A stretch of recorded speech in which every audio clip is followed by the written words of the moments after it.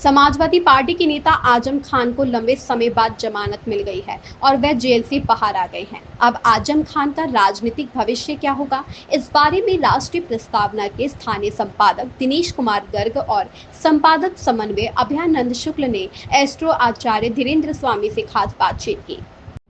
नमस्कार, आप देख रहे हैं राष्ट्रीय प्रस्तावना और मैं हूं दिनेश कुमार गर्ग। मेरे साथ हैं नगर के प्रख्यात ज्योतिषी एस्ट्रो धीरेन्द्र स्वामी जी, जो ग्रहों की चाल के बारे में और उसके पड़ने वाले प्रभावों के बारे में एक खास बिंदु पर आज हमसे चर्चा करेंगे। साथ में हमारे कोऑर्डिनेटिंग एडिटर अभयानंद जी, वो भी कुछ सवाल करेंगे। कुछ सवाल मैं करूंगा, कुछ सवाल वो करेंगे।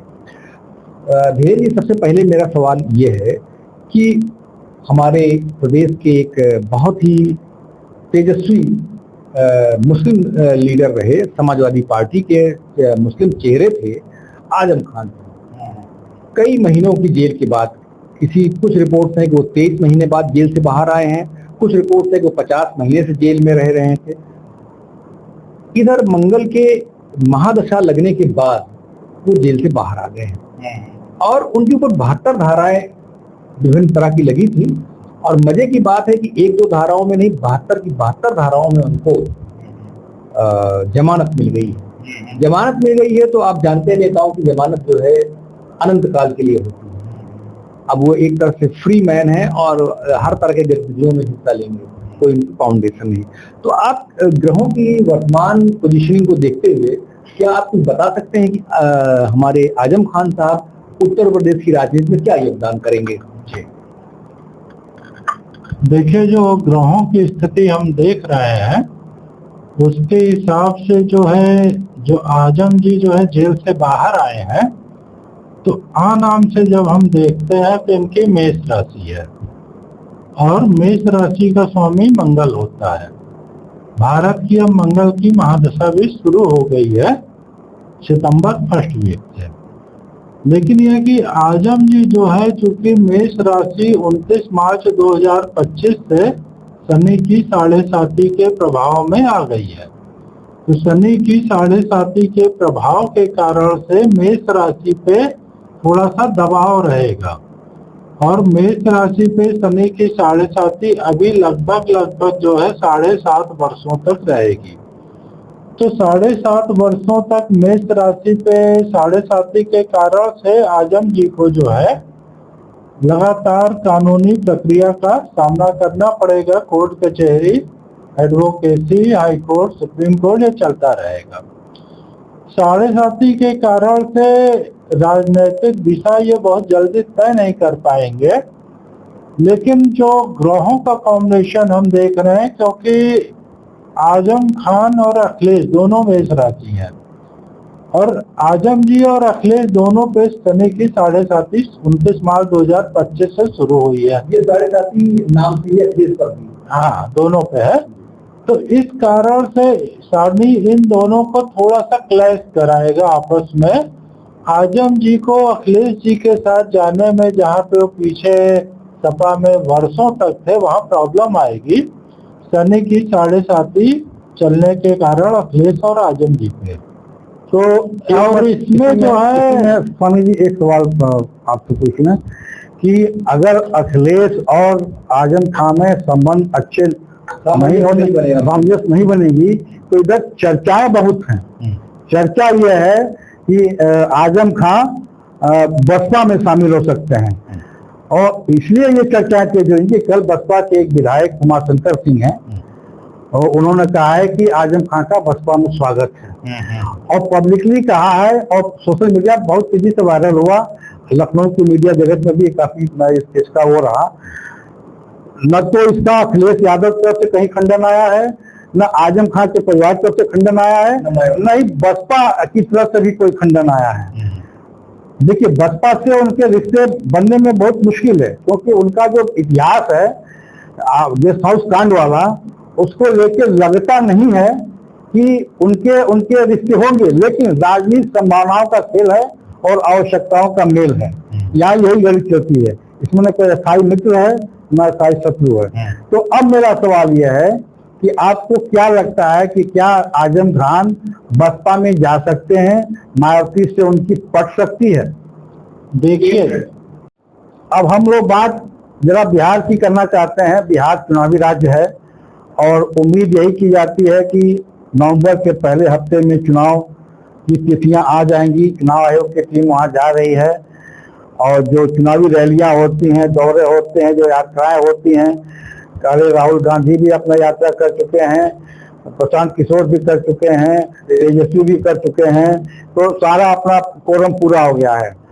तो अब इसके बाद आपको क्या लगता है कि ग्रह नक्षत्र बदले हैं, ये सूर्य ग्रहण भी बीच में आया था, वो भी पूरा हो गया, चंद्र ग्रहण हो चुका है, सारी चीजें हो गई हैं, तो अब आपको वहां पर क्या लगता है, वहां राजनीतिक सिनेरियो क्या रहेगा?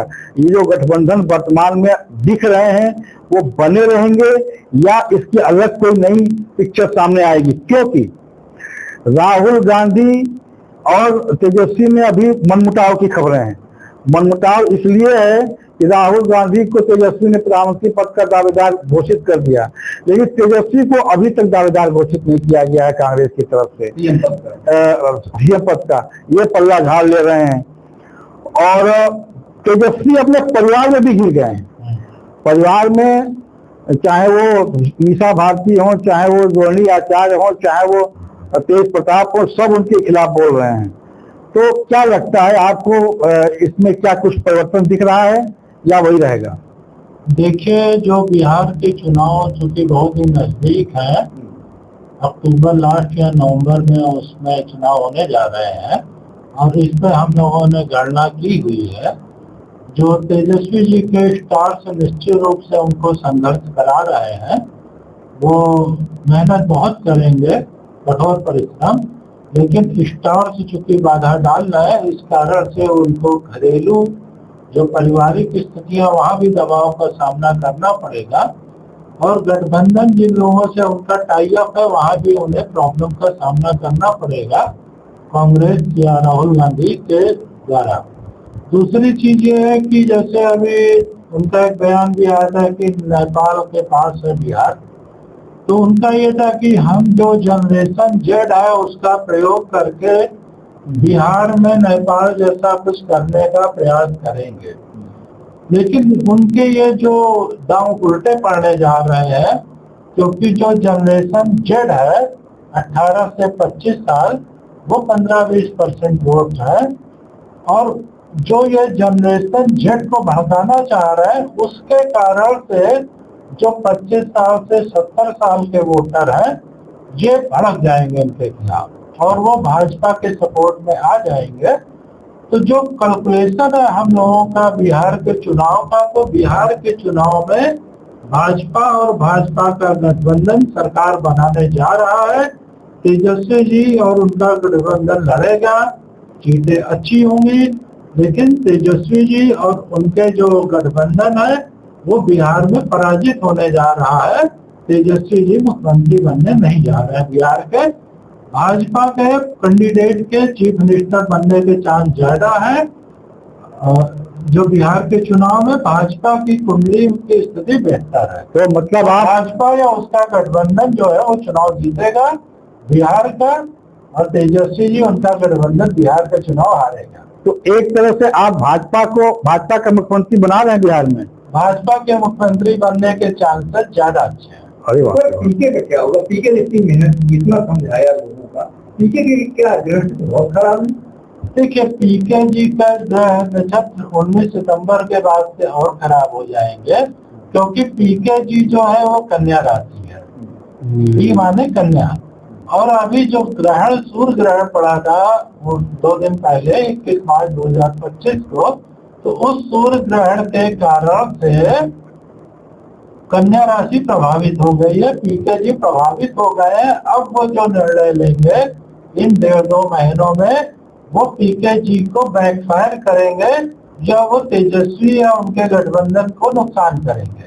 इसी क्योंकि ये ग्रहण सूर्य ग्रहण राजनीति को प्रभावित करता है, सूर्य ग्रहों में राजा है, तो इस कारण से पीके का मेहनत अब बैकफायर करने जा रही है और उसके कारण से पीके जिसको भी सपोर्ट करेंगे या खुद वो नुकसान उठाएंगे। तो कहने का तात्पर्य ये है कि बिहार के कई ये बता रहे हैं कि बिहार में यथास्थिति लगभग जैसी भी है वैसी ही बनी रहेगी। नमस्कार।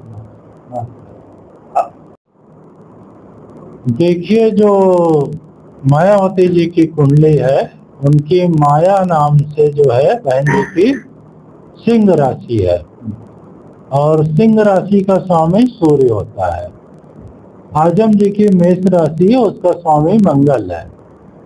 सूर्य ग्रहों में राजा होता है, मंगल सेनापति है, और दोनों आपस में फ्रेंडली हैं।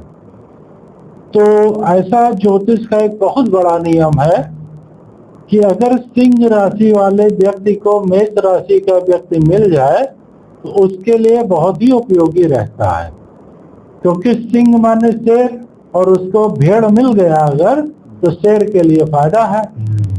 तो इस चीज के चांसेस 60% है कि मायावती जी की बसपा में आजम जी जाएं। अच्छा, इसके चांसेस 50% से ज्यादा है, 60% है। तो ये बड़ा बदलाव हो जाएगा राजनीति में, उत्तर प्रदेश राजनीति में। जी, और अगर वो जाएंगे आजम जी, जिसके की संभावनाएं ग्रह बना रहे हैं, तो मायावती जी को इसमें फायदा होगा।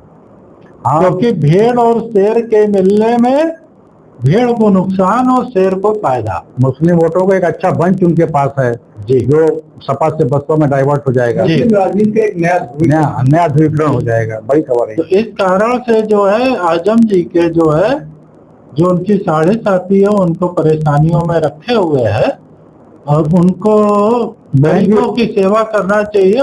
पीड़ित जो पूरे सेक्शन ऑफ द सोसाइटी, उससे साढ़े साथी का अशुभ प्रभाव कम होगा, और आजम जी के बसपा में जाने का योग है। और आजम जी बसपा में जाएंगे तो उससे बहन मायावती जी को वोटों में फायदा होने का योग भी दिखाई पा रहा है, यानी क्योंकि शेर को मिल जाएगा भेड़, सिंह राशि के व्यक्ति को मेष राशि का व्यक्ति मिल जाएगा। तो सिंह और मेष के कॉम्बिनेशन में हमेशा सिंह राशि को फायदा होता है। यानी मायावती जो है उनके लिए संकट मोचक बन के उभरेंगी, मतलब संकट मोचक बन के उभरेंगी, या क्योंकि इसमें वो संकट में है जी, क्योंकि अपनों ने उनका साथ नहीं दिया है। जी, जब तक वो जेल में रहे तब तक न तो सपा के लोग और न ही कोई उनकी मदद के लिए गया। आज स्थिति ये थी कि आज अगर जेल से रिहा हुए सीतापुर जेल से, तो सिवाय उनके परिजनों के समाजवादी पार्टी का कोई बड़ा नेता उनको रिसीव करने नहीं गया था।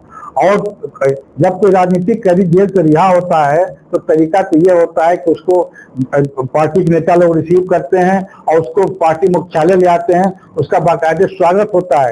लेकिन ऐसा कुछ भी नहीं हुआ। आजम खान को सीतापुर से सीधे रामपुर जाना पड़ा। देखिए, वो थोड़ा सा जो उनके ऊपर 29 मार्च 2025 से मेष राशि पे शनि की साढ़े साथी चल रही है, उसके कारण से अखिलेश जी फूक के कदम उठा रहे हैं, क्योंकि अखिलेश जी भी साढ़े साथी के दबाव को 29 मार्च 25 के बाद महसूस कर रहे हैं। और उनको लगता है कि आजम जी के साथ कॉम्बिनेशन करने पे, चूंकि उनके पास 70-72 केसेस थे, और उनकी छवि को भी असर पड़ेगा, और आपस में इन दोनों के ग्रह टकरा भी रहे हैं। दोनों मेष राशि के हैं, दोनों साढ़े साथी के दबाव में है, इसीलिए अखिलेश जी ने ये थोड़ा मतलब पीछा छुड़ाना चाहते हैं जी, आजम खान से। जी, ये मतलब ग्रह नक्षत्र ग्रहों की चाल है, और जिसके परिणाम स्वरूप आजम खान को असंभव की मुक्ति मिली है जेल से, जो लगता नहीं था मुक्त होता है। हाँ, 72 केस में 23 महीने में। तो ये बाहर आने का साथ और मायावती से एक सहमति बन जाती है, तो उत्तर प्रदेश में अगले कुछ दिनों में, कुछ वर्षों में एक बड़ा उलटफेर देखने को मिल सकता है। ये कॉम्बिनेशन देखिए, ये कॉम्बिनेशन 2027 के चुनाव में परिवर्तन लाएगा, और निश्चित रूप से जो 2027 के चुनाव है वो प्रभावित होंगे। अगर दोनों तक मिल जाएंगे उसके चांसेस 60% है। चलिए, तो एक नई बात आई नया पॉलिटिकल 2027 तक एक प्रभाव पड़ेगा, और बहुत व्यापक प्रभाव पड़ेगा। देखते आगे क्या होता है। अब मिलते हैं अगली बार।